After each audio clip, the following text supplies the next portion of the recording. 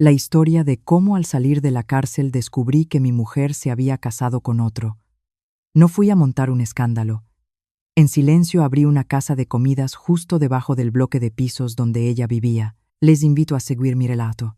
La pesada puerta de hierro de la prisión de Soto del Real se cerró a mi espalda con un estruendo que me sacudió el allar.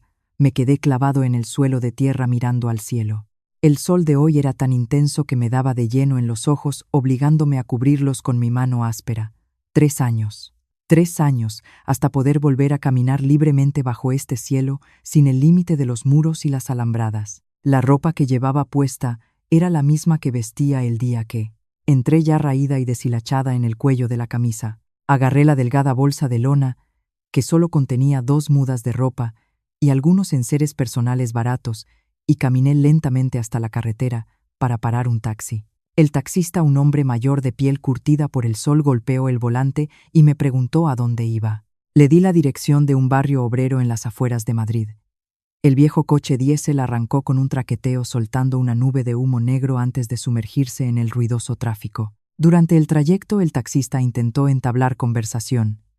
Me preguntó si volvía de trabajar en el extranjero, que por mi aspecto parecía que me había curtido el viento y la intemperie. Me limité a sonreír con amargura y responder escuetamente que sí que volvía de trabajar lejos. No quería revivir la historia de mi paso por la cárcel. El camino desde la prisión hasta mi antiguo barrio era de varias decenas de kilómetros. El viento en la cara me despejó por completo. En mi mente en ese momento solo había una imagen, la de Elena. Mi mujer, la mujer que había compartido conmigo todas las penurias desde que empezamos con las manos vacías. Nos matábamos a trabajar desde el amanecer hasta bien entrada la noche. Yo era mozo de almacén en un polígono industrial, y Elena cosía a destajo en un pequeño taller. Ahorramos céntimo a céntimo, euro a euro durante años, hasta que pudimos comprar una pequeña casa baja de una sola planta, escondida en el fondo de un callejón. La casa estaba destartalada. Yo mismo reparé el tejado teja por teja y pinté cada pared con cal. El día que nos mudamos para celebrarlo, compramos una caldereta de cordero para llevar en el bar de la esquina. Recuerdo a Elena, llorando a lágrima viva de felicidad. Me prometí a mí mismo que al volver de prisión, aunque saliera con una mano delante y otra detrás, me deslomaría para compensarla por todo. El motivo por el que firmé los papeles del divorcio en la cárcel dejándole la casa y todo lo que teníamos fue para que no cargara con el estigma de tener un marido presidiario, para que la gente no la señalara por la calle. Me dije a mí mismo que me bastaría con verla desde lejos, saber que vivía en paz y que nadie la molestaba. Con eso me sentiría tranquilo para buscar una habitación de alquiler y empezar de cero. El taxi paró al principio del callejón. Le pagué y empecé a caminar. El callejón serpenteante y húmedo seguía igual que siempre. El ladrido de un perro, el llanto de un niño, el sonido del televisor a todo volumen desde las casas, todo me resultaba increíblemente familiar. Llegué a la puerta de mi casa. Mi mano se detuvo en el aire cuando iba a llamar. Un cartel de aluminio con letras rojas colgaba de la verja oxidada: se alquila. El número de teléfono que aparecía debajo era completamente desconocido, no era el de Elena. Me quedé paralizado con un nudo en el estómago, sin entender qué estaba pasando. En ese momento doña Carmen, la dueña del Ultramarinos de enfrente, salió a tirar un cubo de agua a la acera. Al verme soltó el cubo, que cayó al suelo con un estrépito, y soltó un grito ahogado. Se acercó corriendo, entornando los ojos para mirarme de arriba a abajo, y luego se dio una palmada en el muslo. Mateo, hijo, pero qué flaco y moreno estás. ¿Has cumplido ya? ¿Por qué no has avisado a nadie? Asentí saludando a doña Carmen, y sin más dilación señalé el cartel de se alquila, preguntándole dónde estaba Elena y por qué se alquilaba la casa. Doña Carmen me cogió del brazo y me sentó en una silla de plástico frente a su tienda. Me sirvió un vaso de agua fría. Suspiró profundamente mirándome con una mezcla de lástima y enfado. Me dijo que había sido un tonto que me comía el marrón por la familia de mi mujer, para que en cuanto ella recibió la sentencia de divorcio del juzgado, recogiera sus cosas y desapareciera. Doña Carmen me lo contó todo con pelos y señales. El mismo mes que el juzgado tramitó el divorcio, Elena llamó a una empresa de mudanzas y se lo llevaron todo en plena noche. Cuando los vecinos salieron a preguntar, su madre se interpuso diciendo con la boca bien grande que su hija había tenido la suerte de que un director general de una promotora inmobiliaria se la llevaba a vivir al centro, que ese director era rico a rabiar, que tenía dinero para aburrir y que había venido a recogerla en un Mercedes reluciente hasta la entrada del callejón. La casa Elena se la había dejado a una agencia para que la alquilaran y le ingresaran el dinero cada mes. Me quedé petrificado en la silla de plástico. El vaso de agua helada en mi mano no me refrescaba, solo sentía una amargura indescriptible que me subía por la garganta. 3 años contando los días en una celda estrecha, pensando en la sonrisa de mi mujer para encontrar la fuerza para reformarme. Le había cedido todos nuestros bienes, todo nuestro sudor y lágrimas, para que ella tuviera un colchón por miedo a que lo pasara mal. Y resultó que en cuanto la tinta del divorcio se secó, se apresuró a casarse con otro. Doña Carmen me aconsejó que lo dejara pasar, que la vida es así de perra, que las mujeres que se van con el que tiene dinero es el pan de cada día, y que no hiciera ninguna tontería que me trajera más problemas. No dije nada. Me levanté, saqué un par de monedas del bolsillo. Para pagar el agua, saludé a doña Carmen y con mi bolsa de lona al hombro le di la espalda al callejón y me marché. El cielo del atardecer ya no tenía el sol abrasador, pero aún así me escocían los ojos. Dejé atrás mi antiguo barrio y deambulé hasta una zona de pensiones baratas cerca de la estación de autobuses. Alquilé una pequeña habitación por un par de cientos de euros al mes. La habitación olía a humedad y solo cabían un catre y un viejo ventilador de techo que chirriaba sin cesar. Me tumbé con las manos tras la nuca mirando el techo lleno de telarañas. Sentía un enredo en el pecho que no podía deshacer. No podía creer que Elena fuera una persona tan desalmada. Habíamos vivido juntos varios años, siempre había sido dulce, trabajadora y comprensiva. Tenía que haber algo más, alguna razón oculta. Decidí que tenía que averiguarlo por mí mismo, comprobar si la historia de doña Carmen era cierta. A la mañana siguiente fui al antiguo taller mecánico donde había trabajado con algunos amigos. En cuanto asomé la cabeza, Javier, mi mejor amigo, me reconoció. Tiró la llave inglesa al suelo y corrió a darme un puñetazo amistoso en el hombro lleno de alegría. Me arrastró a un bar de tapas cercano. Pedimos una ración de bravas, una de boquerones en vinagre y una jarra de cerveza. Javier llenó 2 cañas, brindó conmigo y me preguntó por mi tiempo en la cárcel. Desvié el tema y fui directo al grano. Le pregunté a Javier si sabía dónde estaba Elena ahora. Javier golpeó la caña contra la mesa y chasqueó la lengua con fuerza. Me dijo que todo el mundo en el taller sabía lo de mi casa, que el único que no se había enterado era yo por estar encerrado. Confirmó que todo lo que doña Carmen me había contado era verdad. Elena era ahora la mujer de un director y su vida había cambiado por completo. Su nuevo marido se llamaba Vicente y era el dueño de una gran promotora inmobiliaria. Javier me contó que una vez, haciendo un reparto en una urbanización de lujo en el centro, vio a Elena en el asiento del copiloto de un coche de alta gama vestida de punta en blanco con ropa de marca. Sacó el móvil, buscó un rato y me enseñó una foto. Dijo que un conocido se la había sacado a escondidas y la había subido a internet. Cogí el teléfono y clavé los ojos en la pantalla. En la foto, Elena llevaba un vestido rojo intenso y el pelo ondulado y voluminoso. Llevaba un bolso de piel de marca que yo no podría comprar ni trabajando 10 años. A su lado, un tipo de unos 40 años con un traje impecable la rodeaba por la cintura con gesto posesivo.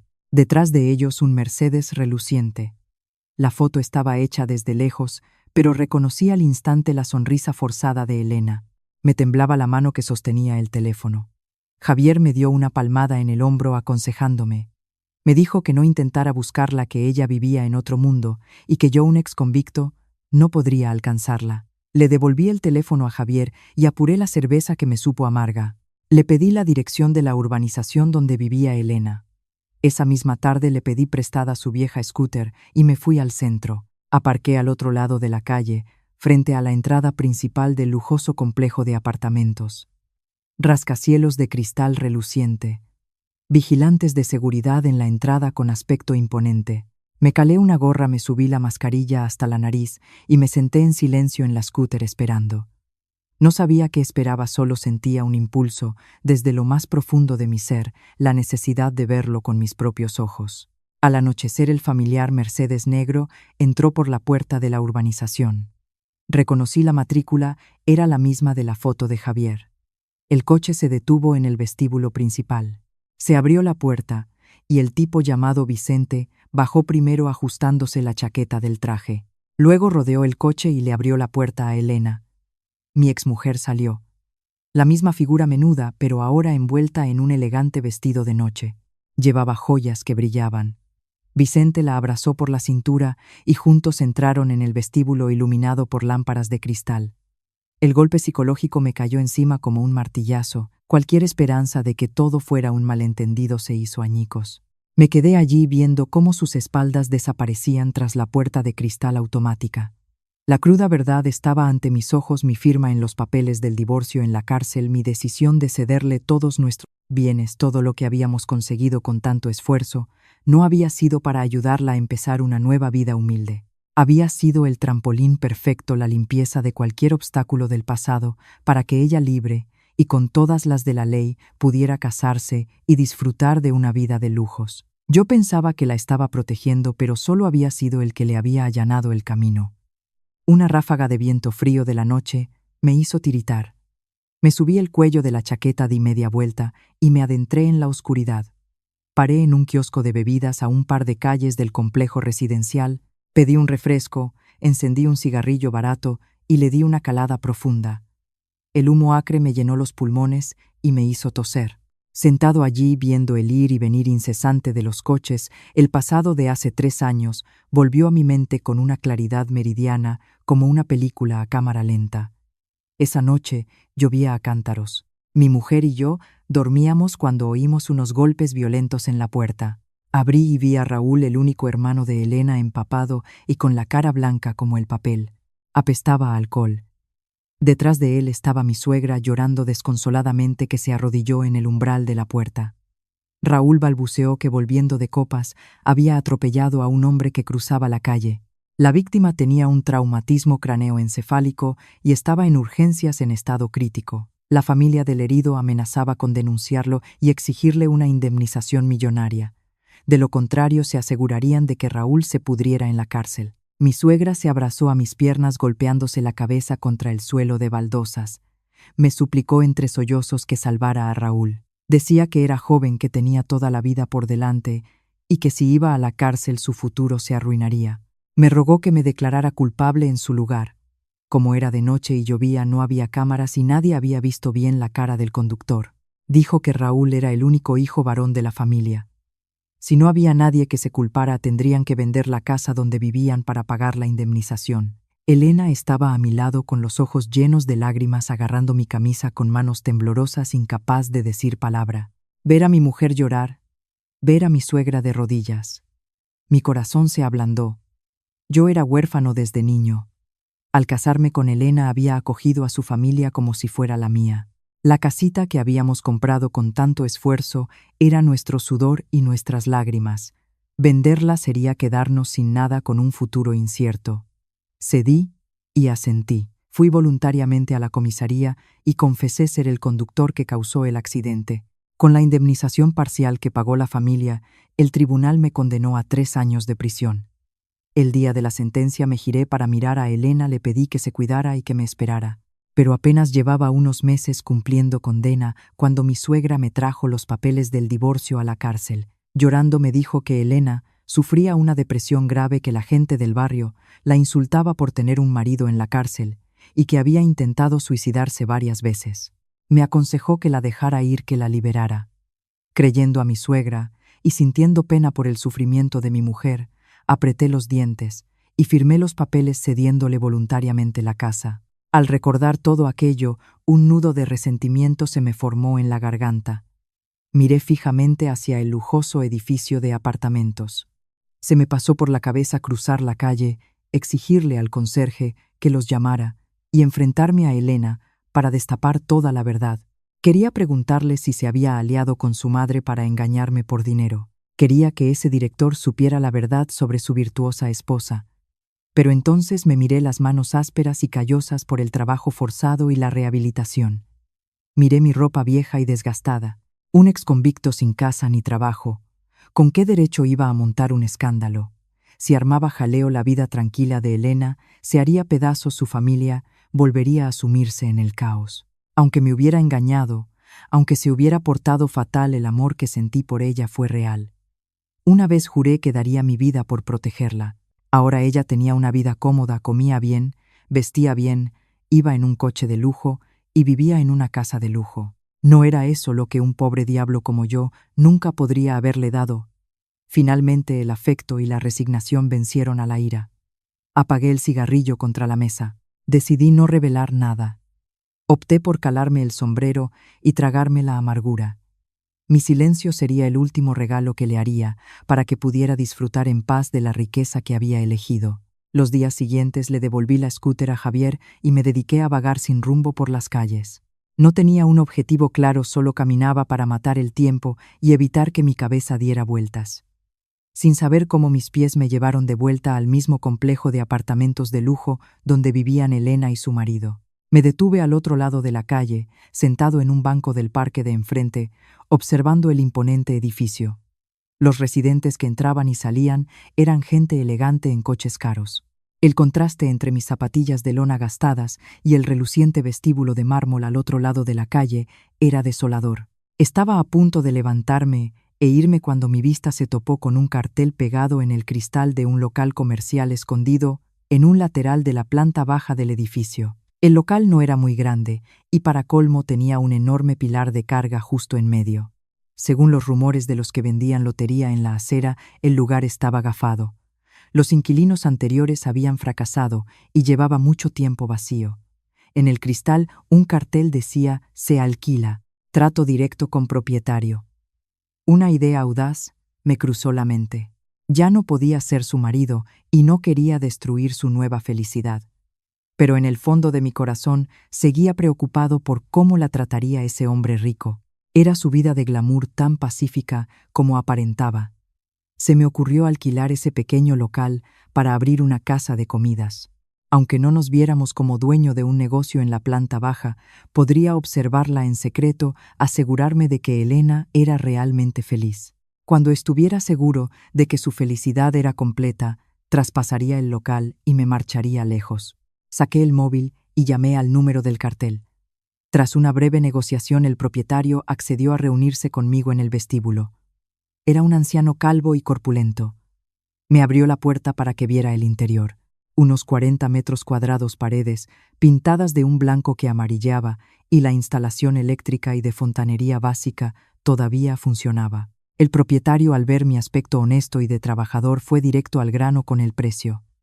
Al ser un local muerto y difícil de rentabilizar, el alquiler era una ganga comparado con otros locales de la zona. Solo pedía 3 meses de fianza por adelantado. Hice cálculos mentales.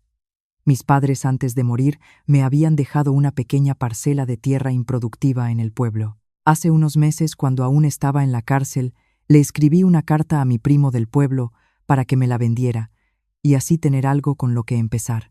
Por suerte, habían urbanizado la zona, y la parcela quedó en una buena ubicación, así que encontró un comprador rápidamente. El papeleo se alargó durante meses, y justo cuando salí de la cárcel, terminaron de hacer el cambio de nombre y pagaron el último plazo. Ayer mismo mi primo me llamó para decirme que ya tenía el dinero y que me lo enviaría en cuanto se lo pidiera. El dinero de la venta de la parcela era más que suficiente para pagar la fianza y el alquiler de ese local gafado durante el primer semestre.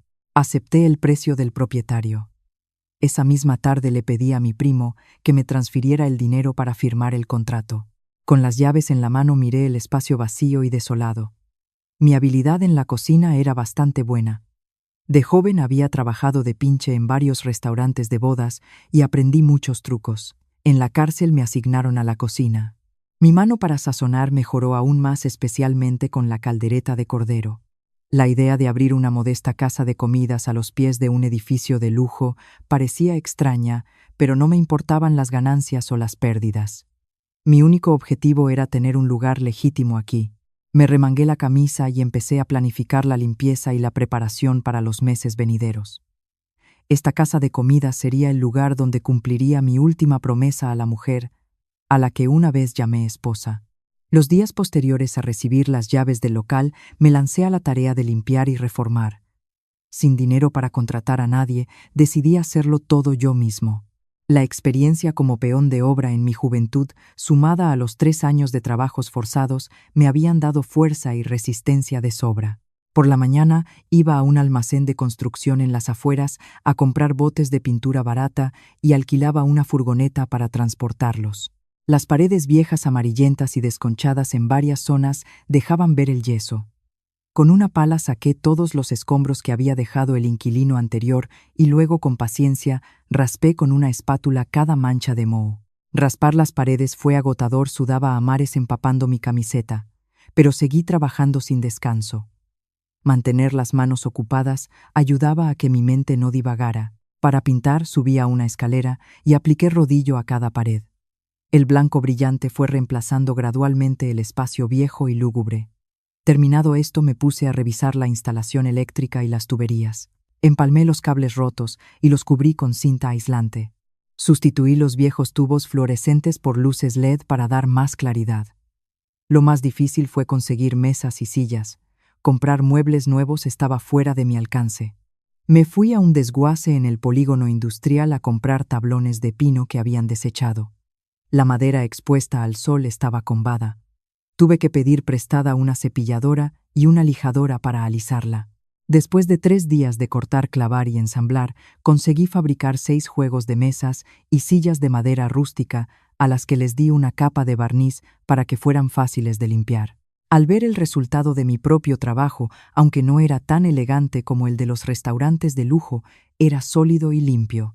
Una noche, cuando ya había terminado la mayor parte del trabajo, compré un menú del día y una botella de agua en una tienda cercana y me senté en el suelo de terrazo en medio del local. El espacio estaba en silencio, con una mezcla de olor a pintura fresca y serrín. Mirando las luces de la calle a través del cristal, los recuerdos del pasado volvieron a inundarme. En aquella época éramos muy pobres. Algunos meses, cuando el sueldo se retrasaba, teníamos que comer fideos instantáneos. Nuestro mayor festín era una caldereta de cordero para llevar que costaba 12 euros en el bar de la esquina. A Elena le encantaba la caldereta. Siempre me daba a mí los mejores trozos de carne, mientras ella se conformaba con los trozos más pequeños y el caldo. Masticaba con una sonrisa de oreja a oreja, diciendo que cuando tuviéramos dinero, abriríamos una gran casa de comidas para poder comer caldereta todos los días sin tener que mirar el precio. En aquel entonces yo le acariciaba la cabeza y le prometía firmemente que yo sería el cocinero y ella la jefa que cobraría. No pude cumplir esa promesa antes de que la desgracia nos golpeara. Ahora abría el restaurante, pero la jefa ya no estaba. Solo estaba yo para arreglármelas. No culpaba al destino ni le guardaba rencor. Consideraba que lo nuestro había terminado. Abría este restaurante como una forma de saldar aquella vieja promesa y también para tener un lugar al que aferrarme, una razón para quedarme en esta ciudad. A la mañana siguiente encargué en una imprenta un simple cartel con un marco de hierro, fondo rojo y letras amarillas. Como nombre para el local, elegí 2 palabras: el recuerdo. El pasado no podía volver, pero los hermosos recuerdos de una época de dificultades compartidas quería guardarlos para mí. El cartel se colgó cuidadosamente en la entrada, la casa de comidas. El recuerdo tomó forma oficialmente acurrucada discretamente en un rincón justo a los pies del reluciente edificio de apartamentos de lujo. El mercado central de madrugada era un hervidero de ruido y actividad. Fui en mi scooter serpenteando entre los puestos de carne y pescado, buscando un buen proveedor de cordero. Mis años de experiencia en la cocina me ayudaron a distinguir la carne fresca de la que estaba pasada y tratada con productos químicos. Elegí el puesto de una pareja que parecía honesta. Les expliqué que quería comprar a diario. Exigí que los huesos para el caldo tuvieran mucho tuétano y que la carne de pierna y falda fuera fresca. Al principio, como compraba poca cantidad pero con muchas exigencias, no parecieron muy interesados. Tuve que dejarles una pequeña señal y prometer que si el negocio iba bien, aumentaría los pedidos. Solo así aceptaron. Después de conseguir el ingrediente principal, Pasé por los puestos de verduras y compré pimientos, tomates, cebollas, ajos, laurel y romero para el sofrito. Al volver al local, justo cuando salía el sol, empecé a limpiar y a preparar la primera prueba de la caldereta. El secreto de una buena caldereta está en el sofrito y en el tiempo de cocción. Preparé las verduras, las doré a fuego lento y añadí la carne para sellarla. La cocción duró horas a fuego muy bajo para que la carne quedara tierna y la salsa espesara, removiendo de vez en cuando. Las hierbas aromáticas las añadí al final para que desprendieran todo su aroma. Cuando un olor delicioso inundó el pequeño local, probé una cucharada. El sabor intenso del sofrito, la ternura de la carne y el aroma de las hierbas se fundieron en mi paladar. Una leve sonrisa, algo poco común en mí, se dibujó en mis labios. Hacía mucho tiempo que no sentía una paz así. La sensación de estar haciendo algo con sentido.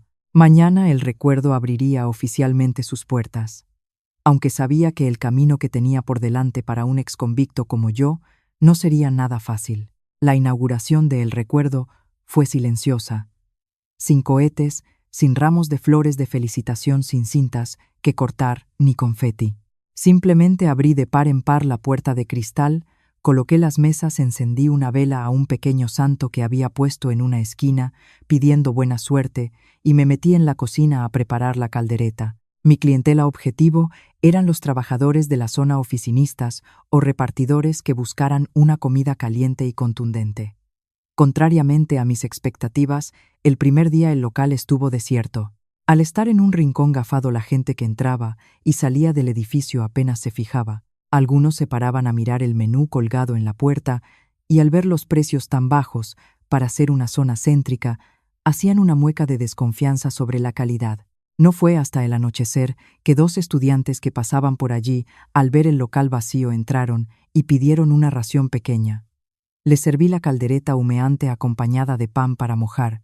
Los 2 chicos comieron hasta rebañar el plato, asintiendo con la cabeza y elogiando lo buena que estaba. Prometieron traer a sus amigos. Ese día solo serví a 3 mesas. Lo recaudado no cubrió ni los gastos de los ingredientes, pero no me desanimé. Los días siguientes fueron el verdadero desafío. Montar un negocio siendo un recién salido de la cárcel era más difícil de lo que imaginaba. La carnicera del mercado de alguna manera se enteró de mi pasado.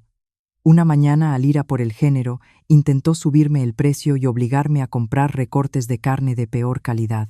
Insinuó que venderle a gente con antecedentes era arriesgado, que quién sabía si la policía me cerraría el negocio de un día para otro y que tenía que cobrarme más para cubrir ese riesgo. Me enfadé, pero contuve mi ira. Intenté negociar con humildad, pero se negó en rotundo. Tuve que irme con las manos vacías y pasarme 2 días recorriendo otros mercados en busca de un nuevo proveedor. Finalmente encontré un matadero en las afueras dispuesto a servirme la carne a un precio razonable. No solo tuve problemas con los proveedores, sino también con la desconfianza de los residentes del edificio de lujo. Algunas señoras, al pasar por delante del local de camino al supermercado, veían los pequeños tatuajes que me hice en los brazos en mi alocada juventud y, sumado a mi rostro curtido, cuchicheaban entre ellas. Empezaron a correr rumores de que yo era un delincuente que había abierto el local como tapadera para reuniones de gente de mal vivir.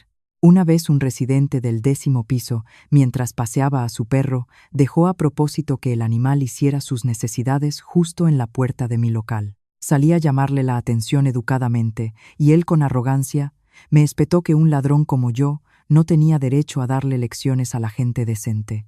Apreté los puños conteniendo la ira que me subía por dentro, y en silencio cogí una escoba y un recogedor para limpiar el estropicio. Entendí que en esta sociedad tener antecedentes es como llevar una mancha que es difícil de limpiar. Solo con tiempo y hechos podría cambiar los prejuicios de la gente. Decidí responder a esas miradas de desconfianza con limpieza y calidad. Limpiaba las mesas hasta que brillaban, el suelo siempre estaba seco y sin una mancha de grasa. Lavaba las verduras con esmero. Los platos y cubiertos, después de fregarlos, los pasaba por agua hirviendo.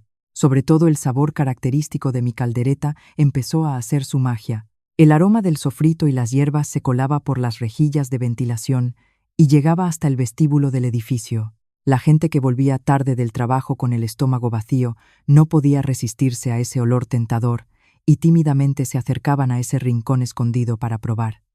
De una persona pasaron a ser dos. Poco a poco el restaurante empezó a tener clientes habituales. Se dieron cuenta de que el dueño, aunque de pocas palabras y con un aspecto algo rudo, cocinaba de maravilla, servía con esmero y era increíblemente honesto. Las raciones siempre eran generosas y frescas. La buena fama se extendió y los taxistas nocturnos se pasaban la voz para venir a El Recuerdo a cenar algo caliente. El ir y venir de clientes se hizo más frecuente y las sonrisas empezaron a aparecer más a menudo en mi rostro curtido. Mi pequeño local me había devuelto a una vida ajetreada, pero entre la multitud ruidosa de clientes mi mirada siempre se desviaba hacia el ascensor, esperando ver pasar una silueta familiar que anhelaba. Al entrar en su segundo mes, El Recuerdo ya había cogido ritmo. Había menos clientes de paso, pero los habituales aumentaron considerablemente. La mayoría eran trabajadores de la zona, estudiantes que alquilaban pisos cercanos y un grupo de taxistas del turno de noche. El trabajo me absorbía en un torbellino de actividad desde la madrugada hasta pasada la medianoche. Lo hacía todo yo mismo: ir al mercado, cortar la carne, preparar la salsa, servir, limpiar. Acababa agotado con el cuerpo dolorido, pero la mente vacía de un exconvicto se llenaba por completo. En los pocos ratos libres, cuando el local se vaciaba por la tarde, sacaba una silla de plástico y me sentaba junto a la cristalera. Desde allí podía ver todo el enorme vestíbulo de mármol del edificio. Me sentaba con la mirada fija en la entrada principal, cumpliendo en silencio una tarea que nadie conocía: seguir la vida cotidiana de mi exmujer. Desde que abrí, había visto a Elena cruzar el vestíbulo no menos de una docena de veces. Siempre aparecía con ropa carísima.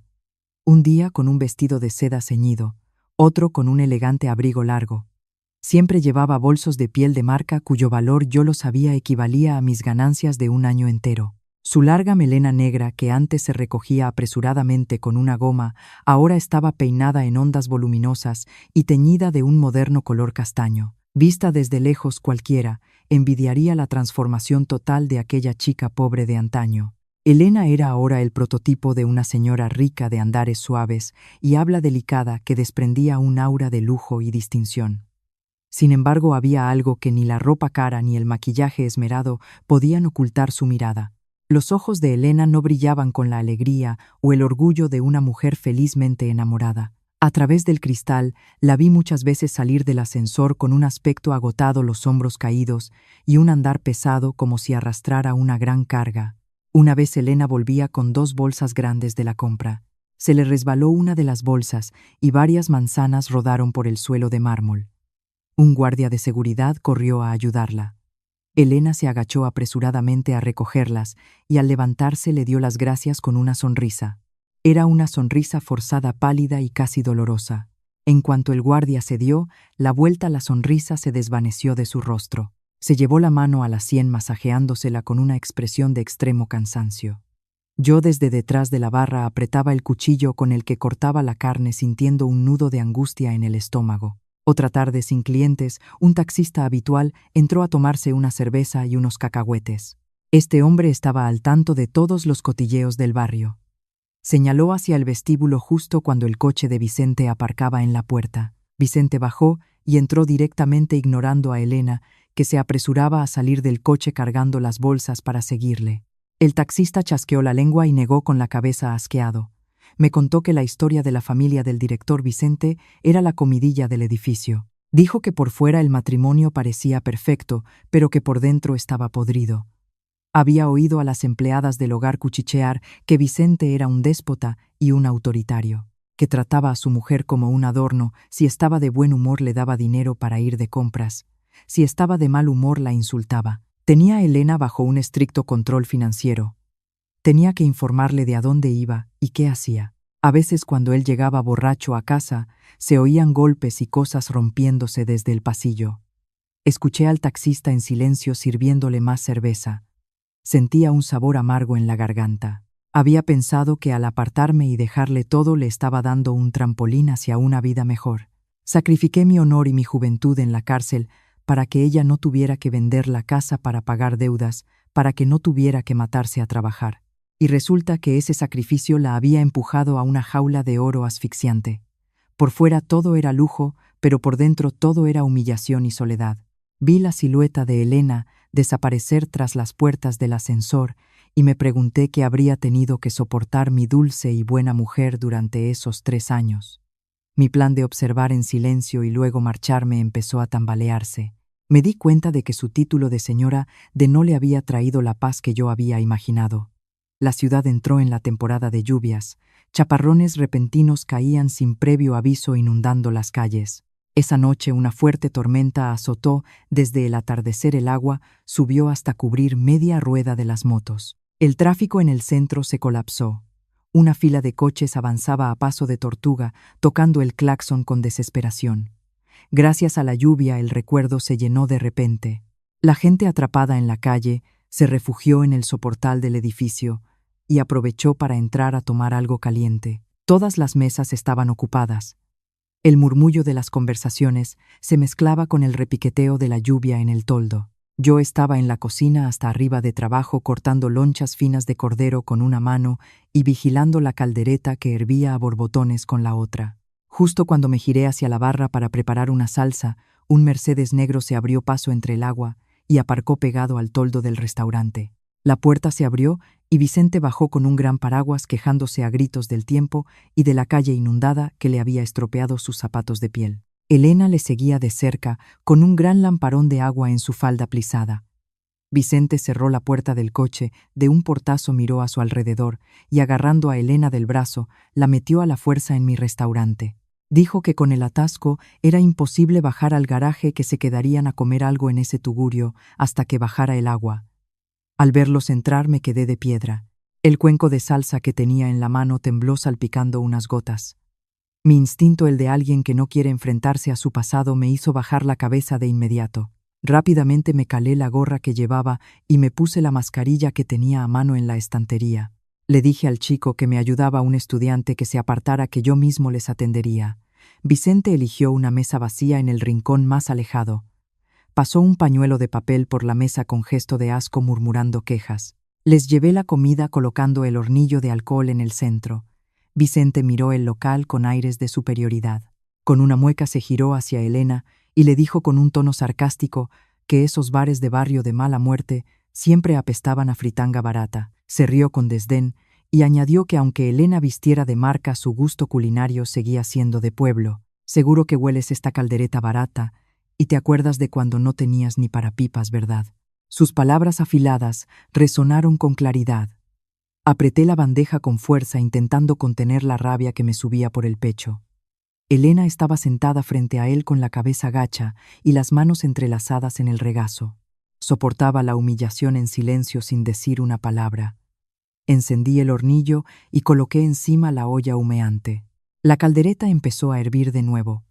El aroma del sofrito y las hierbas se extendió por el local.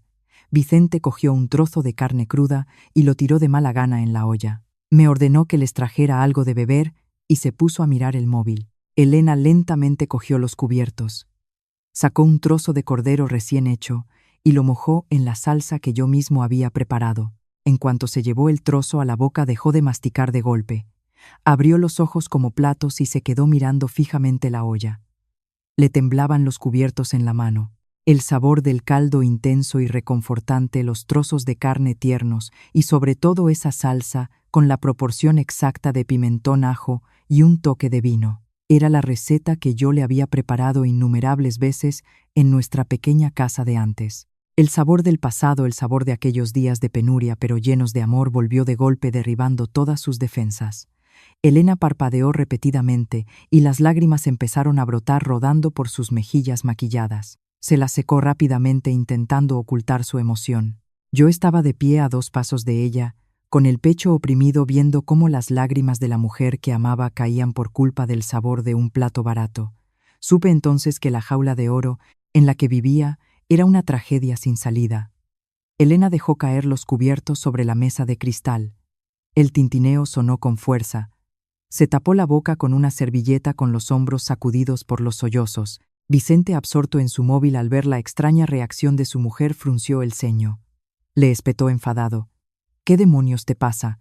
No puedes comer como una persona normal y dejas de hacer el ridículo. Elena negó con la cabeza, intentando reprimir sus emociones, y le dijo al camarero que quería hablar con el cocinero. El estudiante se quedó perplejo pensando que la clienta se quejaba de que había algo en la comida y corrió a la cocina a llamarme. Yo desde detrás de la barra lo había oído todo. El momento que tanto temía había llegado. Mis manos olían a ajo y pimentón. Cogí un paño para limpiármelas. Me bajé la mascarilla, me quité la gorra y me pasé la mano por mi pelo corto. El chico a mi lado me preguntó con cara de pánico: «¿Hay problemas, jefe?». Le di una palmada en el hombro y le dije: «No pasa nada. Tú sigue atendiendo las otras mesas que de esto me encargo yo». Salí lentamente de la cocina y me dirigí hacia la mesa de Vicente y Elena. Elena levantó la vista. Nuestras miradas se cruzaron.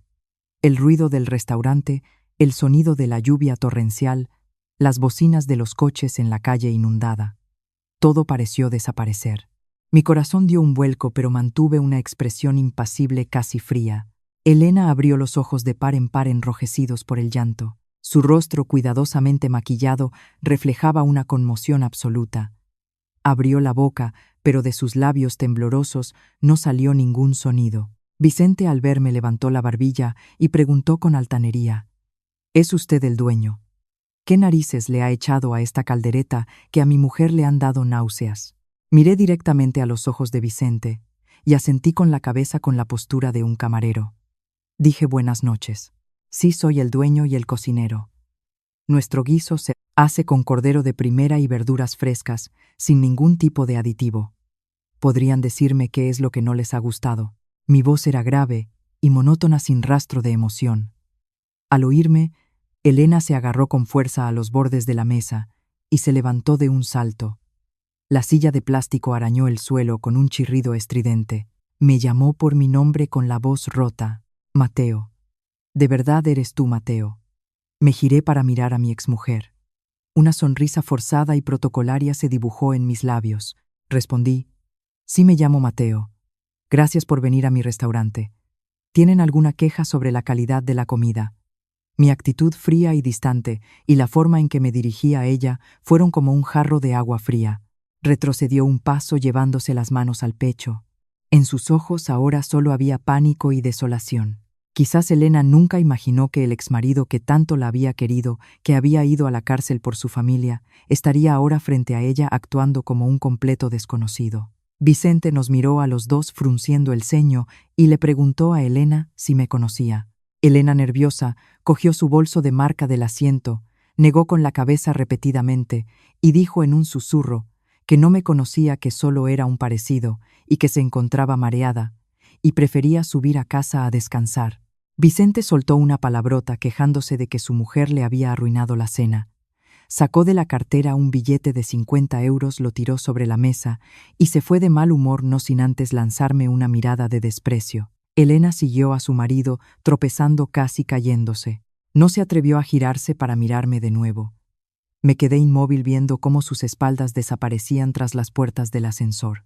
Sobre la mesa la caldereta seguía hirviendo, pero el trozo de carne en el plato de Elena se había enfriado hacía tiempo. En silencio recogí el billete de 50 euros y los platos y los llevé a la cocina como si nada hubiera pasado. Desde aquella noche de tormenta, Elena desapareció por completo de mi vista.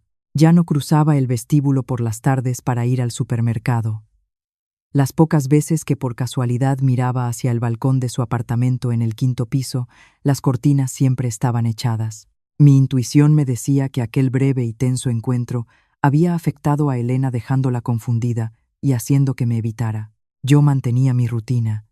Me levantaba temprano para ir al mercado y pasaba el día sirviendo calderetas. Pero una inquietud invisible me acompañaba siempre. Una tarde de fin de semana, mientras el sol se ponía, estaba en el local con pocos clientes limpiando los especieros. De repente, el ruido de un motor y un frenazo brusco sonaron en la entrada del edificio. El Mercedes de siempre aparcó junto a la acera. Esta vez Vicente conducía. En el asiento del copiloto, una chica joven vestida de forma muy provocativa, con un vestido de abertura infinita y la cara muy maquillada. Vicente bajó la ventanilla, sacó la cabeza y rodeó a la chica con el brazo, atrayéndola hacia él. Se rieron y se besaron sin pudor en plena calle, ignorando las miradas de los guardias de seguridad y de la gente que paseaba. Yo, desde detrás de la barra, levanté la vista hacia el quinto piso por costumbre. Esta vez las cortinas no estaban cerradas.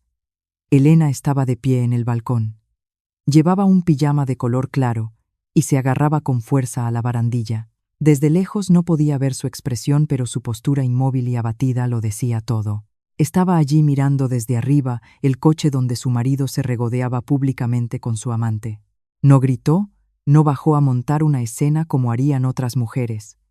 Su resignación, su manera de apretar los dientes y aguantar, me dolió en lo más profundo.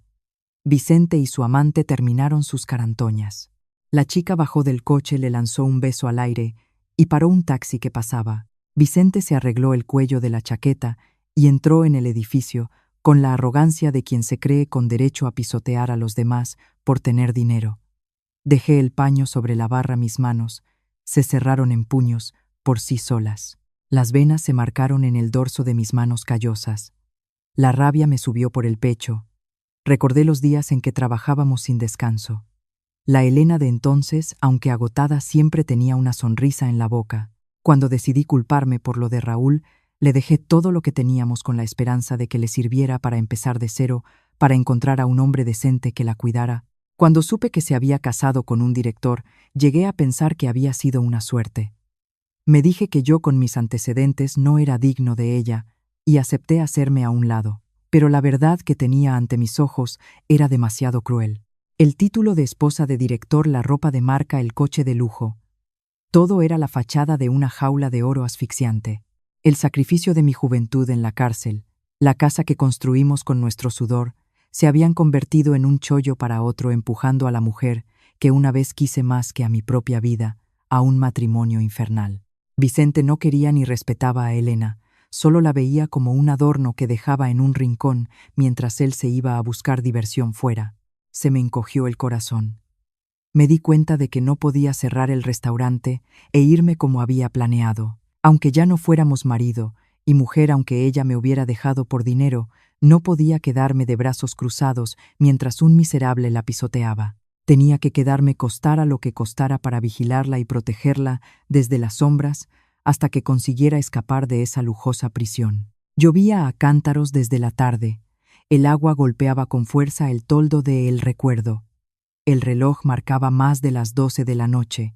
Las calles estaban desiertas. Terminé de recoger las mesas y me puse a fregar los platos en la parte de atrás. El sonido del agua corriendo se mezclaba con el de los truenos. De repente, un chirrido de frenos desgarró el silencio. Me sequé las manos en el delantal y corrí a mirar por la cristalera. El Mercedes de Vicente estaba aparcado junto a la acera con los intermitentes puestos. A través del cristal empañado por la lluvia vi a dos personas forcejeando violentamente dentro. La luz interior del coche estaba encendida. Vicente señalaba a Elena con la cara roja de ira, gritándole palabras hirientes. Aunque el coche estaba cerrado, su expresión furiosa lo decía todo. Vicente le dio una bofetada tan fuerte que la cabeza de Elena golpeó contra la ventanilla. Ella se llevó la mano a la mejilla y antes de que pudiera reaccionar, Vicente se abalanzó, abrió la puerta del copiloto y la empujó fuera. Su vestido fino se empapó al instante. Después cogió su bolso de marca y lo tiró a un charco de barro. Asomó la cabeza y la insultó a gritos. Le dijo que era una parásita, que casarse con él era la suerte de su vida y que era una desagradecida. Le anunció que esa noche se iba con su amante y le prohibió que lo llamara. Le dijo que se buscara un sitio donde esconderse para que no tuviera que verla. Dicho esto, cerró de un portazo, aceleró y desapareció en la noche. Las ruedas salpicaron agua sucia hasta el escalón de la entrada. Elena estaba tirada en el suelo resbaladizo. La lluvia caía sin piedad sobre su cuerpo menudo. Se levantó a duras penas, recogió el bolso embarrado y se abrazó a él. Caminó tambaleándose hasta el soportal del edificio para resguardarse. La luz de una farola iluminaba su figura solitaria y desvalida. Elena escondió la cabeza entre las rodillas, sus hombros sacudidos por los sollozos. Estaba llorando, un llanto ahogado, desesperado, que el ruido de la lluvia apagaba. Pero cada una de sus lágrimas mezcladas con la lluvia se me clavaba en el corazón como 1000 puñales. Me quedé inmóvil en la oscuridad, agarrando el pomo de la puerta con tanta fuerza que mis nudillos se pusieron blancos. La rabia me subía por el pecho, quería salir corriendo a encontrar a ese miserable y darle una paliza. Pero ¿con qué derecho? Mi presencia solo la humillaría más. Un exconvicto como yo metiéndome en sus asuntos familiares solo me buscaría problemas y arruinaría mi propósito de protegerla en secreto. Contuve mi furia y volví a la cocina. Encendí el fuego, eché un puñado de arroz en una olla pequeña para hacer un caldo. Con destreza piqué un manojo de perejil, pelé un diente de ajo y lo laminé. Cuando el caldo hirvió y el arroz se ablandó, lo serví en un cuenco grande, añadiendo el perejil, el ajo y un poco de pimienta. El aroma cálido y reconfortante llenó el aire disipando parte del frío de la noche de tormenta. Antes, cada vez que Elena llegaba a casa empapada por la lluvia, yo le preparaba este mismo caldo para que entrara en calor. Puse el cuenco en una bandeja, cogí un paraguas negro y salí. Abrí la puerta con cuidado y salí a la acera. Elena se sobresaltó al verme. Tenía la cara pálida, el pelo pegado a las mejillas y los labios le temblaban de frío. Yo no llevaba gorra ni mascarilla. Al contrario de lo que temía, Elena no se asustó ni me evitó. Me miró con los ojos vacíos, impotente, resignada a todo. Me acerqué, abrí el paraguas sobre su cabeza para protegerla de la lluvia. Me agaché en silencio y dejé la bandeja con el caldo humeante a su lado. El vapor caliente le dio en la cara, trayendo consigo el aroma familiar de aquellos días difíciles pero felices. No le dije nada. Mi mirada se detuvo en su rostro demacrado apenas 2 segundos y luego con determinación me di la vuelta y volví a entrar.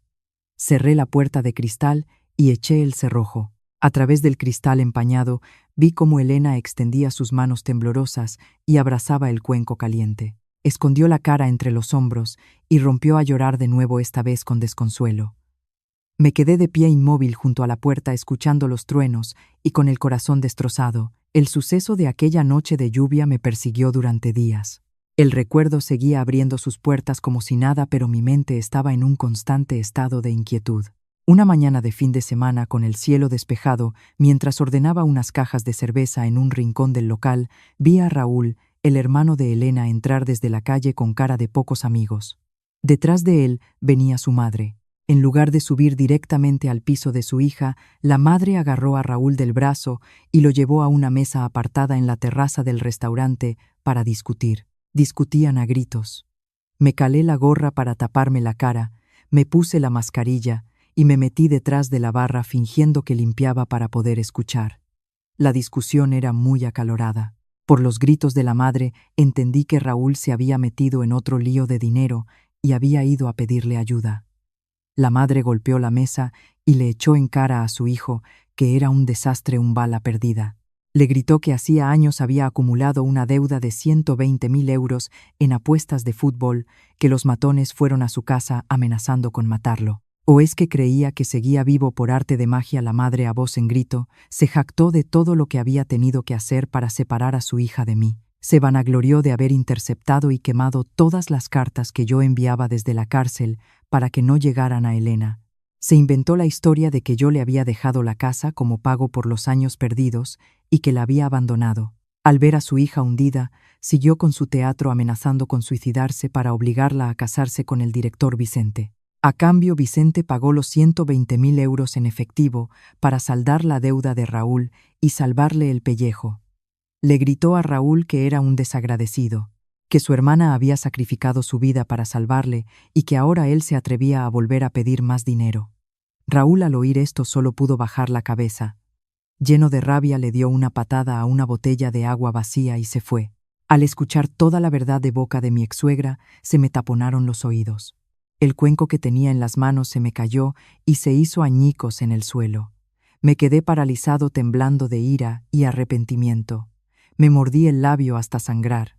Resulta que mi sacrificio, mi amor sincero por su familia, había sido utilizado por mi propia suegra como moneda de cambio. Elena no me había dejado por dinero. Ella era la víctima más desgraciada de la cruel obra de teatro dirigida por su propia madre. Durante 3 años tuvo que vivir con el tormento de pensar que yo la había abandonado mientras soportaba el maltrato de un marido déspota. La furia me consumía, pero al mismo tiempo una inmensa compasión por Elena se apoderó de mí. Me agaché a recoger los trozos del cuenco roto, decidido a no seguir observando desde las sombras. Tenía que encontrar la manera de sacarla de ese pozo. Pasaron varios días desde que escuché la terrible verdad de boca de la madre de Elena. Mantuve la compostura y seguí atendiendo el restaurante como si nada, pero por dentro una llama de indignación ardía en silencio. Me prometí a mí mismo que no permitiría que nadie volviera a hacerle daño a Elena. La oportunidad llegó una tarde de fin de semana con el cielo nublado. Aún no había muchos clientes. Estaba limpiando la vitrina de la barra cuando oí un gran alboroto en el vestíbulo del edificio. Salí a mirar y vi a la amante de Vicente, la de la otra noche, montando un escándalo. Llevaba un vestido rojo chillón ceñidísimo, un bolso de marca y unos tacones de aguja. Estaba plantada con las manos en las caderas, gritando el nombre de Elena, exigiéndole que bajara a darle la cara. Sus palabras eran vulgares y soeces. Insultaba a Elena llamándola inútil por no saber retener a su marido, una parásita que se aferraba a un puesto que no le correspondía. Un grupo de vecinos que volvían de hacer ejercicio o de la compra se arremolinó a su alrededor, cuchicheando y señalando. Los guardias de seguridad se mantenían a distancia sin atreverse a intervenir con contundencia, pues sabían que era la amante de Vicente, un hombre con dinero y poder en la comunidad. Poco después, las puertas del ascensor se abrieron y Elena apareció. Su rostro estaba pálido, sin una gota de sangre, y caminaba tambaleándose como si estuviera en otro mundo. Al verla, la amante se envalentonó aún más. Se acercó a Elena taconeando con fuerza sobre el mármol y se le plantó cara a cara. La insultó a gritos diciéndole que Vicente estaba harto de ella, que hiciera las maletas y desapareciera para dejarle a ella el puesto de esposa legítima. Elena se quedó inmóvil, aguantando el chaparrón con las manos apretadas en la tela de su ropa y los ojos llenos de lágrimas. La multitud crecía y los murmullos se hacían más audibles, aumentando la humillación de Elena. La sumisión de Elena pareció enorgullecer aún más a la amante. Levantó la mano dispuesta a darle una bofetada delante de todos. Justo en el instante en que su mano iba a impactar en la mejilla de Elena, aparecí. Salí corriendo del restaurante, todavía con el delantal marrón puesto, manchado por el trabajo, y la gorra calada. Mi mano áspera y callosa atrapó la muñeca de la amante en el aire. La fuerza de alguien acostumbrado al trabajo duro como yo fue tal que la mujer gritó de dolor y su rostro maquillado se descompuso. La solté con un empujón y me interpuse entre ella y Elena. La miré fijamente y con una voz grave pero firme le dije: «¿Qué escándalo es este? Esto es una comunidad de vecinos y está molestando a mi negocio». La amante se sobó la muñeca, enrojecida se arregló el pelo y con arrogancia me espetó: «¿Y tú quién eres, el cocinero de 3 al cuarto, para meterte en mis asuntos? No sabes con quién estás hablando». No me molesté en discutir. 3 años, en el duro ambiente de la cárcel, me habían enseñado a doblegar a los que se creen superiores por su estatus. Avancé un paso más, intimidándola con mi presencia y obligándola a retroceder. Le dije, recalcando cada palabra: «No me importa quién seas, pero estás alterando el orden público, agrediendo a una persona y perjudicando mi negocio. Te doy 1 minuto. Si no desapareces de aquí ahora mismo, llamaré a la policía para que te lleven detenida. Esto está lleno de cámaras de seguridad. No te escaparás del cargo por alteración del orden». Mi actitud fría y mi mirada decidida la hicieron dudar. Se dio cuenta de que yo no era alguien fácil de intimidar. Además, la gente a su alrededor empezó a apoyar la idea de llamar a la policía. Viendo que tenía las de perder, dio una patada al suelo frustrada, soltó un último insulto y salió corriendo a parar un taxi. La multitud, al ver que el espectáculo había terminado, se dispersó. En medio del enorme vestíbulo, solo quedamos Elena y yo. Me giré para mirarla. Elena me observaba atónita, con los ojos enrojecidos, llenos de gratitud, pena y una tristeza indescriptible. Sus hombros menudos temblaban. Quise acercarme y secarle las lágrimas, pero la razón me detuvo. Sin decir nada más, asentí levemente con la cabeza y me di la vuelta para volver al restaurante. Continué con mi trabajo como si nada hubiera pasado. A pesar de las miradas curiosas de algunos, sabía que acababa de hacer lo correcto, protegiendo en silencio la poca dignidad que le quedaba a esa mujer. La noticia del intento de agresión en el vestíbulo llegó rápidamente a oídos de Vicente a través de los vecinos chismosos. Esa noche volvió a casa furioso. Desde mi rincón en el restaurante, lo vi cerrar la puerta del coche de un portazo que resonó en toda la calle y entrar en el ascensor con cara de pocos amigos. Menos de 15 minutos después, el sonido de cosas rompiéndose empezó a llegar desde el quinto piso. Vicente estaba descargando su ira sobre Elena. Consideraba una humillación que su mujer hubiera sido defendida por el dueño de un restaurante de mala muerte. Su orgullo de macho herido le hizo culpar a Elena de todo sin importarle quién tenía la razón. Sus gritos se oían desde el balcón. La acusaba de ser una cualquiera, de insinuarse a los tenderos del barrio para dejarlo en ridículo. Aunque Elena no dijo una palabra para defenderse, su silencio sumiso enfureció aún más a Vicente. Empezó a destrozar los muebles de la casa para demostrar su poder, incapaz de tragarse su rabia. Su costumbre de solucionarlo todo con dinero lo llevó a decidir que tenía que darle una lección a ese cocinero. A la mañana siguiente, Vicente empezó a investigar sobre mí. Llamó a la administración del edificio para pedir información sobre el inquilino del local. Cuando supo que yo era un don nadie con aspecto de pobre, su desprecio aumentó. Llamó a un conocido matón especialista en extorsiones y cobro de deudas y le ofreció una gran suma de dinero para que se encargara del asunto. La orden de Vicente fue clara: tenían que acosar y destrozar el restaurante hasta que el recuerdo cerrara sus puertas y su dueño fuera expulsado de su lujosa comunidad. El oscuro plan del director se puso en marcha sin demora. Unos 3 días después, en plena hora punta de la noche, mi restaurante estaba lleno a rebosar.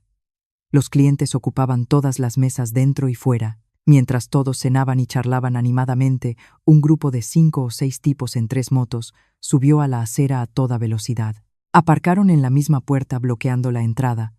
Tenían aspecto de matones con los brazos llenos de tatuajes y ropa hortera. El que parecía el líder, un tipo grande con la cabeza rapada y una gruesa cadena de plata al cuello, entró en el local con una barra de hierro en la mano, fumando y echando el humo con chulería. La aparición de estos individuos silenció de golpe el ambiente festivo del local.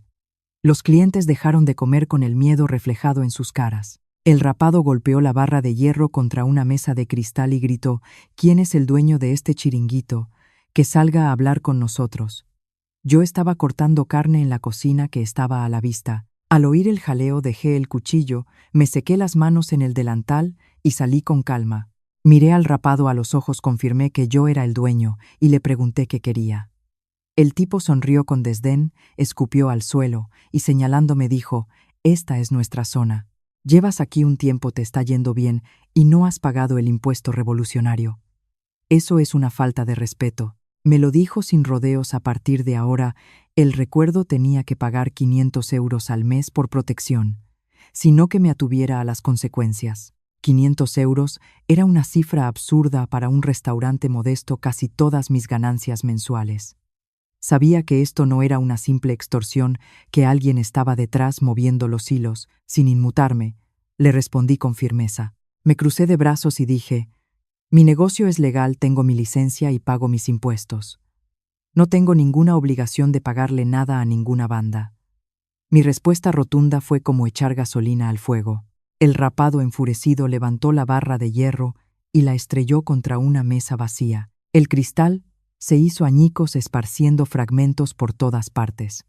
Sus secuaces, al ver a su jefe en acción, se unieron al destrozo. Empezaron a patear sillas, a gritar y a insultar para asustar a los clientes. La gente, aterrorizada, se levantó de golpe, dejó el dinero sobre la barra y salió corriendo. El ambiente tranquilo del recuerdo se convirtió en un caos. Yo retrocedí un paso, observando cada uno de sus movimientos, preparado para lo peor. La mesa de cristal rota fue solo el principio del violento ataque de los matones. El líder, al ver que los clientes huían despavoridos, se creció pensando que me había acobardado. Me señaló con el dedo y me gritó que pagara en ese mismo instante o destrozaría el local hasta los cimientos. Sus secuaces golpeaban los marcos de aluminio de las ventanas con palos, creando un ruido ensordecedor. Yo permanecí en silencio en medio del desastre, con el rostro impasible. Durante mis 3 años en la cárcel me había topado con todo tipo de delincuentes. Estas tácticas de intimidación baratas no eran suficientes para hacerme flaquear. Sabía que no podía atacar primero para no meterme en un lío por lesiones. Me limité a mirar fijamente al líder y le dije con voz clara: «Lo que estáis haciendo es un delito. Tengo cámaras de seguridad por todo el local. Cada cosa que rompáis tendréis que pagarla cuando venga la policía. No os compliquéis la vida. Al oír la palabra policía, el líder se enfureció. Soltó un taco y me lanzó un golpe con la barra de hierro apuntando a mi hombro. Su movimiento fue fuerte pero torpe, típico de quien solo sabe abusar de los débiles. Me moví a un lado con la rapidez de un rayo. La barra de hierro pasó rozando mi delantal y golpeó el suelo. Aprovechando su desequilibrio, me abalancé sobre él. Con la mano izquierda desvié su brazo armado y con la derecha le agarré la muñeca. Usando una técnica de defensa personal que había aprendido, le retorcí el brazo por la espalda. El líder gritó de dolor y la barra de hierro cayó al suelo. Le presioné la espalda con la rodilla, obligándolo a doblarse sobre una mesa. Mi llave lo inmovilizó por completo, causándole un dolor intenso, pero sin llegar a romperle nada para no darle motivos para denunciarme. Sus secuaces, al ver a su jefe reducido en segundos, se quedaron paralizados. Aunque sostenían sus palos, ninguno se atrevió a dar un paso al frente. En ese momento de tensión, el taxista habitual y otros clientes que observaban desde lejos habían ido a buscar ayuda. Llegaron con 3 guardias de seguridad del edificio. El taxista, desde fuera, gritó que la administración del edificio ya había llamado a la policía y que una patrulla estaba de camino. Los guardias de seguridad se colocaron en la entrada pidiendo refuerzos por sus walkie-talkies. Al oír las sirenas de la policía, a lo lejos, los matones entraron en pánico. Empezaron a retroceder perdiendo toda su arrogancia. Solté al líder, que se tambaleó hacia atrás sujetándose el hombro dolorido. Sabía que se había topado con un hueso duro de roer y no se atrevió a seguir. Apretó los dientes, me lanzó una mirada de odio y tras una última amenaza les ordenó a sus hombres que se retiraran. Se subieron a las motos y huyeron a toda velocidad. Los vi desaparecer y en silencio cogí una escoba para empezar a barrer los cristales rotos. El taxista y los otros clientes se acercaron a ayudarme elogiando mi calma y mi valentía. Un par de días después del altercado con los matones, el recuerdo volvió a su rutina habitual. Lejos de asustar a la clientela, el incidente hizo que me ganara su respeto por mi honradez y mi temple. Sin embargo, yo sabía que Vicente no se daría por vencido tan fácilmente. El fracaso de los matones, sin duda, había herido su orgullo, y como esperaba al no poder usar a otros, decidió dar la cara a él mismo. Fue una tarde de martes, con pocos clientes y un tiempo agradable. Estaba en la terraza deshojando unas verduras, cuando su reluciente Mercedes entró en el aparcamiento. Esta vez Vicente venía solo. Llevaba un traje gris impecable y el pelo engominado. Bajó del coche y caminó con parsimonia hacia mi restaurante. A diferencia de la agresividad de los matones, Vicente desprendía la arrogancia de quien se cree dueño del mundo. Entró, apartó una silla de plástico con la punta de su zapato de piel y se sentó en el centro del local. Dejé las verduras, me sequé las manos y me acerqué. Antes de que pudiera preguntarle qué quería tomar, Vicente metió la mano en su maletín de marca y sacó un fajo de billetes de 50 euros. Lo tiró sobre la mesa. El fajo grueso y pesado quedó allí mostrando los ceros del primer billete. Vicente se cruzó de brazos, se recostó en la silla y me miró con un desprecio absoluto. Con una sonrisa burlona, me dijo que había investigado mi pasado. Se mofó de mi condición de exconvicto de haber vuelto para intentar sacarle dinero a mi exmujer. Golpeó la mesa, señaló el dinero y dijo: «Ahí tienes 20.000 euros, un regalo para que montes tu negocio en otra parte». Me exigió que cogiera el dinero, cerrara mi tugurio y desapareciera de su exclusiva comunidad. Me prohibió volver a acercarme a Elena para no manchar el nombre de su familia.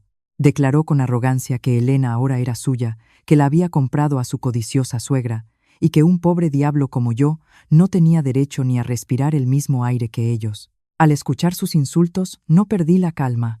Me quedé de pie con las manos en los bolsillos del delantal. Miré el fajo de 20.000 euros y luego su cara de prepotencia. Esbocé una media sonrisa y con un movimiento rápido barrí el dinero de la mesa, que cayó esparcido por el suelo. Vicente se quedó boquiabierto. No podía creer que un simple cocinero rechazara tal cantidad de dinero de forma tan contundente. Saqué un cigarrillo, lo encendí y tras una lenta calada el humo ocultó parte de mi rostro. Me incliné hacia él y le advertí palabra por palabra: «No estoy aquí para quitarte a Elena. Sé perfectamente que vuestro matrimonio es un contrato, pero estoy aquí para asegurarme de que no vuelvas a hacerle daño. Le dije que lo había visto golpearla y echarla del coche en plena tormenta. Le advertí que si volvía a tratarla como un objeto se las vería conmigo. Mi mirada firme lo hizo retroceder instintivamente. Sabiendo que no podía comprarme, Vicente golpeó la mesa, se levantó y tras un último insulto me amenazó diciendo que ya vería de lo que era capaz. Se fue furioso dejando el dinero tirado en el suelo. Con toda la calma del mundo cogí una escoba, amontoné los billetes en un rincón y me preparé para recibir a los clientes de la tarde. Unas semanas después de mi enfrentamiento con Vicente, la verdadera tormenta se desató sobre él. Esta vez no fue una pelea callejera, sino un cataclismo que arrasó con su carrera y su fortuna. Una mañana, todos los periódicos y telediarios informaron sobre una enorme trama de estafa inmobiliaria. La empresa de Vicente era la principal implicada. La Unidad de Delincuencia Económica y Fiscal UDEF había iniciado una investigación. Según los rumores que corrían por el edificio, todas sus cuentas bancarias, las acciones de la empresa e incluso el lujoso apartamento del 5º piso habían sido embargados por orden judicial. Se emitió una orden de prohibición de salida del país. Vicente pasó de ser un hombre poderoso a un delincuente a la espera de juicio. Se escondió sin atreverse a pisar la oficina y cortando todo contacto. Se encerró en el apartamento bebiendo de la mañana a la noche, pero su instinto de estafador no le permitió quedarse de brazos cruzados. Empezó a planear su huida. En su desesperación por conseguir dinero en efectivo para cruzar la frontera, se acordó de un último salvavidas, la vieja casa baja en el barrio obrero que estaba a nombre de Elena. Aquella casa fruto de mi sudor y mis lágrimas que le había dejado antes de entrar en la cárcel. Irónicamente, según el nuevo plan urbanístico de la ciudad, el callejón iba a ser expropiado para construir una gran avenida. El precio del suelo en esa zona se había disparado. Vicente calculó rápidamente que si obligaba a Elena a vender la casa, conseguiría una fortuna más que suficiente para pagar su huida. Le llevó un poder notarial para la venta redactado a toda prisa por su abogado. Solo faltaba la firma de Elena. Tiró el papel sobre el tocador y le ordenó que firmara. Elena leyó el documento y su rostro palideció al comprender la maldad de su marido. Tiró el papel al suelo y se negó en rotundo. Le dijo que esa casa era el único recuerdo del hombre que había sacrificado su juventud por ella y que prefería morir antes que venderla para financiar sus delitos. La negativa de Elena hizo estallar al hombre acorralado. Vicente rugió como una bestia. Se abalanzó sobre ella, la abofeteó y la tiró al suelo. La agarró del pelo, la obligó a mirarlo y la insultó. Le gritó que era una desagradecida, que su familia le había sacado dinero durante años y que ahora le tocaba a ella pagar. Sacó una navaja, la abrió y se la acercó a la mejilla hinchada de Elena. La amenazó. Si no firmaba, le rajaría la cara y le rompería los huesos hasta que cediera. Elena, aunque muerta de dolor, se resistió. Se defendió con uñas y dientes, logró zafarse y corrió hacia la puerta para escapar. Pero la fuerza de una mujer agotada no era rival para un hombre enloquecido. Vicente la alcanzó junto al balcón. La pateó en las costillas, cogió un cenicero de cristal, lo golpeó contra la barandilla y lo lanzó al vacío. El pesado cenicero cayó silbando en la noche. Esa noche yo me había quedado hasta tarde limpiando el restaurante. La tormenta arreciaba. De repente un fuerte estruendo sonó sobre mi cabeza. Un objeto pesado había golpeado el toldo y caído a la acera, haciéndose añicos. Salí a ver qué era. A la luz de la farola, reconocí los trozos de un cenicero de cristal, el que solía usar Vicente. Al mismo tiempo, en el balcón del 5º piso, vi 2 sombras forcejeando. Un mal presentimiento se apoderó de mí. Sabía que la empresa de Vicente estaba siendo investigada y que él estaba desesperado. La idea de que intentara arrebatarle a Elena el último recuerdo que teníamos juntos hizo que la sangre me hirviera. Sin pensarlo, 2 veces cogí la barra de hierro que usaba para la persiana y salí corriendo del restaurante, dejando la puerta abierta. Ignoré los gritos del guardia de seguridad y en lugar de esperar el ascensor subí por las escaleras de emergencia. Recorrí los 5 pisos en un instante. Frente a la puerta del apartamento 50, y 2 oí los sollozos de Elena y los insultos de Vicente. La puerta estaba cerrada. Retrocedí, metí la punta de la barra de hierro en la rendija junto a la cerradura e hice palanca con todas mis fuerzas. El metal chirrió. Golpeé la cerradura electrónica hasta destrozarla. Justo entonces oí un clic desde dentro. Elena, arrastrándose, había logrado abrir el pestillo manual. La puerta se abrió de golpe. La escena era caótica. Muebles destrozados. Elena en el suelo con la frente ensangrentada. Vicente de pie sobre ella con la navaja en una mano dispuesto a volver a golpearla. Al verme, Vicente se giró con los ojos inyectados en sangre. Dejó a Elena y se lanzó hacia mí con la navaja apuntando a mi costado. Manteniendo la calma, esquivé la puñalada y con la barra de hierro le golpeé la muñeca. Soltó un grito de dolor y la navaja salió volando. Antes de que pudiera reaccionar, lo rodeé con el brazo por el cuello, le hice una zancadilla y lo tiré al suelo.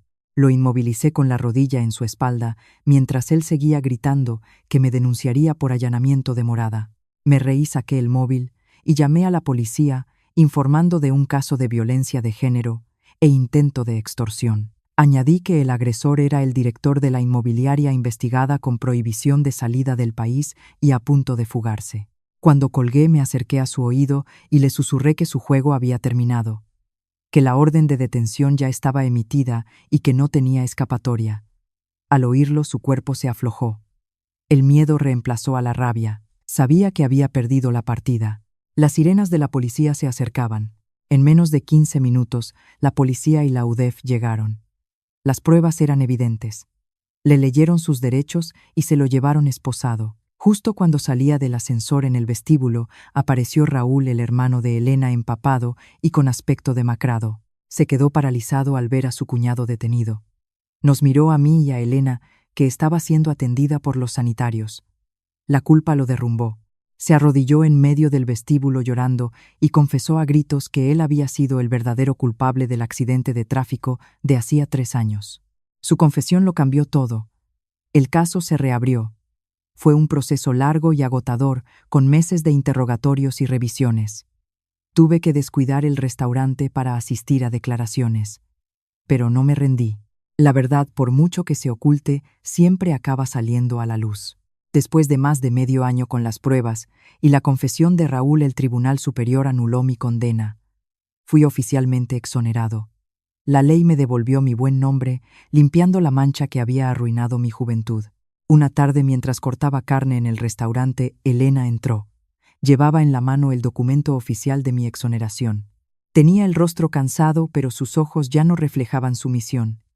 Se acercó a mí y con lágrimas en los ojos se arrodilló. Llorando me pidió perdón por haber creído a su madre, por haberse dejado cegar por el dinero y haber dudado del mejor hombre que había conocido. Me confesó que sus años con Vicente habían sido un infierno. Me suplicó que la perdonara a ella y a su familia. La ayudé a levantarse y le ofrecí una silla. Le di un pañuelo. Sentí una profunda pena por ella, pero ni una pizca de rencor. Pasaron varios meses. Vicente fue condenado por estafa y violencia de género. Raúl cumplía su condena por el accidente, pero al menos su conciencia estaba tranquila. Elena se divorció y puso fin a su pesadilla. Una noche de fin de semana con el restaurante lleno apareció Elena. Ya no vestía ropa de marca. Llevaba un sencillo vestido de flores como los que usaba antes y el pelo recogido. Parecía más joven, más ella misma. Se sentó en un rincón y me observó trabajar. Cuando el local se vació un poco, le preparé una caldereta especial y se la llevé. Mientras comía me contó que se había distanciado de su madre, que había sufrido un pequeño infarto tras el escándalo y ahora estaba en cama. Aunque la cuidaba por deber, la herida entre ellas era demasiado profunda. Me dijo que había vuelto a nuestra vieja casa, que la había limpiado y arreglado, que la casa esperaba a su verdadero dueño. Con la voz temblorosa, me pidió una segunda oportunidad. La escuché en silencio. Mis ojos también se humedecieron al recordar los buenos tiempos. Pero la razón forjada a base de golpes me dijo que hay cosas que una vez rotas nunca vuelven a ser iguales. Le di un pañuelo nuevo para que se secara las lágrimas. La miré a los ojos y con una sonrisa serena negué con la cabeza. Le dije con voz suave pero firme: lo que pasó, pasó. Mi amor por ti se quedó en esos 3 años de cárcel y en esa casa. Verte ahora en paz es suficiente para mí. Le aconsejé que viviera para sí misma, que no volviera a perderse por nadie. Al oír mi respuesta comprendió que no había vuelta atrás. Lloró un rato más, se secó las lágrimas y se terminó la caldereta. Se fue con el corazón roto, pero con los hombros rectos, liberada por fin del peso del pasado. El recuerdo siguió recibiendo clientes. El vapor de la caldereta seguía llenando el aire cálido y reconfortante. Me remangué, volví a mi trabajo y sonreí. El triste libro del pasado se había cerrado para siempre. Ante mí se abría una nueva vida pacífica y llena de la fortaleza de un hombre bueno que había superado la peor de las tormentas.